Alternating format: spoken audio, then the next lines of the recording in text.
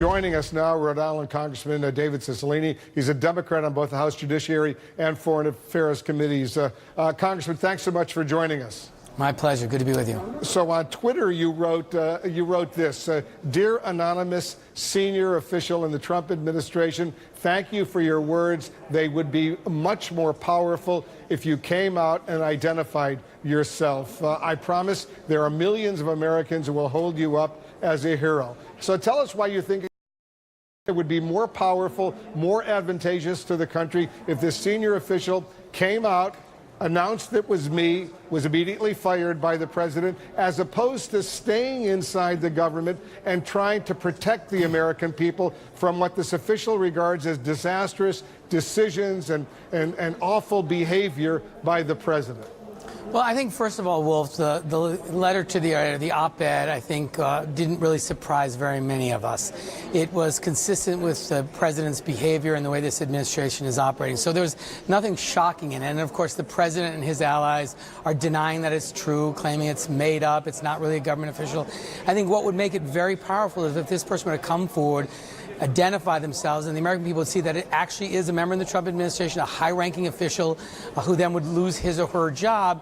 I think it would give tremendous credibility to those observations, and presumably that would have some effect, because I think the president relies on the constant denial that there is chaos in the White House. He says it's a finely tuned machine, and this would be an opportunity for someone who's worked in the White House at a high level, shared very important observations, to identify, to have the courage to say, you know, it's me, and this is important for our country. We can't have our country operate with a bunch of people secretly trying to mitigate the damage the president is causing. We need to shine a light on it in a real way, let the American people see it, and then elect people who are going to hold this administration accountable. But I think it would go a long way to piercing the president's claim that all this is made up and some big conspiracy, but not actual people working in the White House who are making these observations. So I really hope the person who wrote that is reflecting on it and will come forward and identify himself or herself. I don't think, you know, frankly, it matters, but it will give a lot more meaning to this written piece if the person is known. I think it would really help. The counter argument to that, Congressman, is simple. This official would immediately lose his or her job. We assume it's a very senior administration official, would be replaced by someone who would be presumably very, very loyal to President Trump and would not be as concerned about protecting what this person would regard as national security, for example, as opposed to a replacement, and the American people might lose someone inside the administration who was out for them. Yeah, but the hope is that if this person comes forward, it might begin to persuade my Republican colleagues to actually do what they're required to do under our Constitution, meaningful oversight. It might cause people to vote for elected officials in the midterms that are committed to responsible oversight. So there are other benefits that will come from this.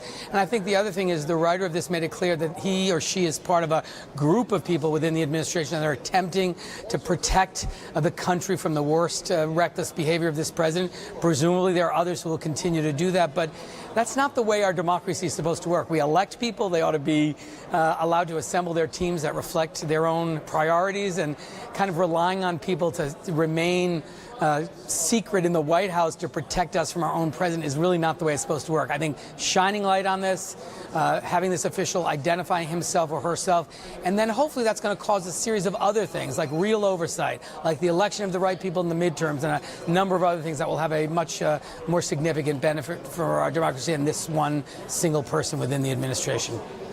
Does this set potentially what has happened with this article in the New York Times, what some would consider a dangerous precedent for the future? For example, Donald Trump is the 45th president, but does it set a dangerous precedent for the 46th president or the 47th president, that it's okay to have someone inside the administration, someone who's not elected, working against the sitting president, the sitting commander-in-chief, because he or she, as an individual, doesn't think the president is capable of doing the job the American people elected him or her to do?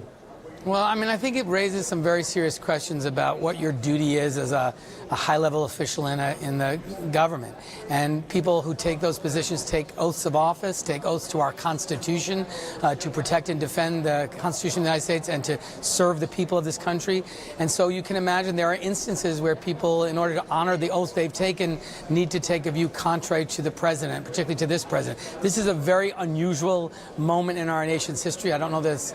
I don't know there are many examples of it happening before, but there have been a few examples. But I think in general, we want people to get elected and assemble the team that reflects their priorities.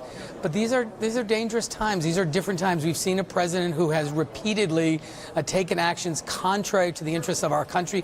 Helsinki maybe being the most recent example, where he stood next to Vladimir Putin and sided with a country that attacked our democracy and undermined the rule of law and the confidence we have in our intelligence agencies.